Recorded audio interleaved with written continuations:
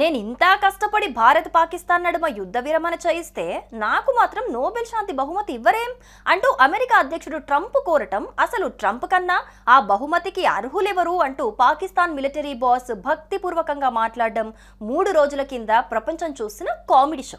ఓవైపు భారత ప్రధాని ట్రంప్తో నేరుగానే తమరి పాత్ర ఏం లేదు బాస్, యుద్ధం ఆపడం మా సొంత నిర్ణయం అని తెగేసి చెప్పినా ఆయనది అదే పాట. చివరికి ఆ స్టేట్మెంట్ వరకు తగ్గినా నోబెల్ శాంతి బహుమతి విషయంలో తగ్గేదేలే అంటూనే ఉన్నారు. ఆయన భూగోళం మీద జరిగిన యుద్ధాలన్నీ ఆపేస్తానంటూ పదవిలోకి వచ్చిన తర్వాత ఏ ఘర్షణని ఆపలేకపోయాడు, ఆపలేరు కూడా.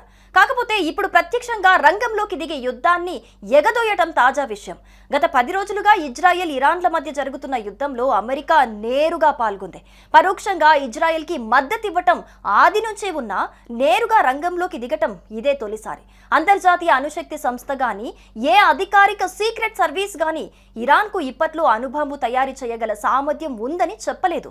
కానీ ఆ వంకతోనే దాడి చేసింది. ఇప్పుడు దెబ్బతిన్న ఇరాన్ హార్మూజ్ జలసంధిని మూసేస్తామని పార్లమెంట్లో నిర్ణయించింది.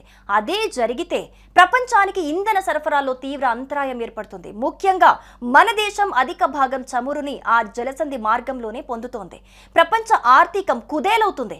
ఇలా అమెరికా యుద్ధాన్ని వీలైనంత పైకి రాజేసింది. నోబెల్ సంస్థ శాంతికి లాగానే అశాంతి దూత బహుమతి కేటగిరీ ప్రవేశపెట్టి అమెరికా అధ్యక్షుడికి ఇవ్వాలి. అదే సమంజసం.